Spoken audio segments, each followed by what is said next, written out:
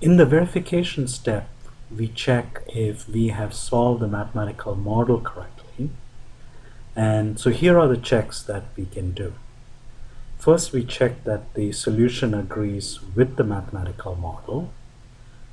So we look at the boundary conditions as well as the physics in the mathematical model. So first, let's check if the boundary conditions on displacement and traction are satisfied. So if I go to my ANSYS model, we already checked that the displacements at the 3 holes are 0. So that matches the displacement boundary condition. Now this is a free surface, and so we expect the normal as well as the tangential traction on that surface to be 0. Now somewhere in the middle of the crank, the normal traction is aligned with the y direction. So over there we expect sigma y to be 0 or very small. So let's check that. So let me add an object for calculating sigma y. So I'll just say duplicate without results, and I will rename it as sigma y, and so I want the stress along the y direction, and I will say evaluate all results.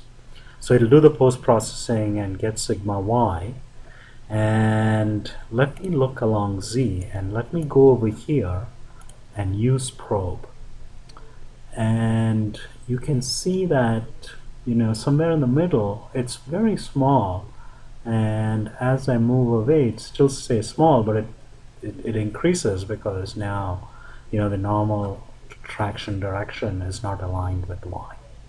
So that spot check seems to work out. We can also, so if I just go to the isometric view and go to where the force is applied, so on this surface highlighted in red, we are applying a traction that's equal to the force value divided by the surface area of that hole. So the stresses at that hole should match that applied traction. So let's check that.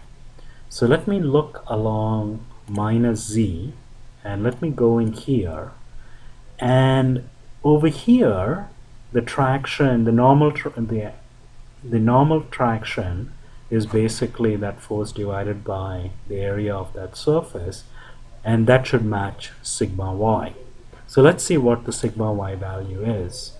So probe, and this is around 540 psi, and here it's around 540, okay, minus. So here it's tensile, here it's compressive, which is what we expect, because here the traction is like this, here the traction is like that. So that should be equal to the force divided by the surface area. The force we know is 100-pound force. Let's get the surface area. So if I go back to the isometric view and go to geometry and select that surface, so I'll click that and click that, and here it tells me the surface area. So if I double click on that, it tells me that the surface area is little below 0.2. So then the traction there is 100 divided by 0.2, around 0.2, around 500 psi, which is what we got. So that spot check also seems to work. Okay, so the boundary conditions the spot checks on the boundary conditions seem fine. The next we check if the physics in the mathematical model is satisfied, and the physics is equilibrium. So which means that we have to check if reactions balance the applied load. So let's do that. Now the reactions are going to be where we are constraining the model, so we can get the total reaction by going to solution, saying probe force reaction, and and fix support.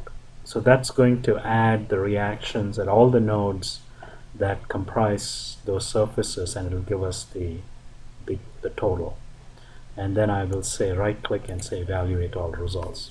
So it did that post-processing, and we can see that in the X and Z directions it adds to very low values, so that's essentially 0, and in the Y direction it's minus 1000 pound or minus 100 pound force, which balances the applied load. So it looks like that check is also fine. Next, we check that numerical error is acceptable.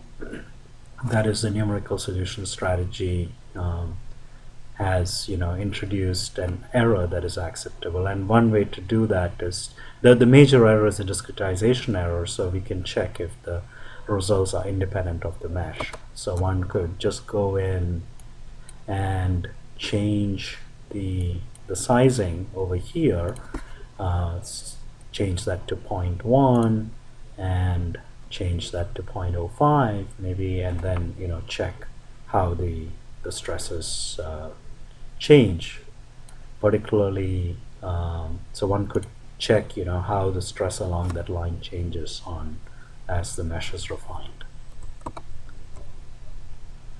And then the last aspect of verification is to check the comparison with the prior hand calculations for bending stress and maximum displacement. And here is a summary. So the bending stress at A is within about 10% of the hand calculation, and the maximum displacement is from ANSYS is in the range predicted from the hand calculation. So that check also seems good.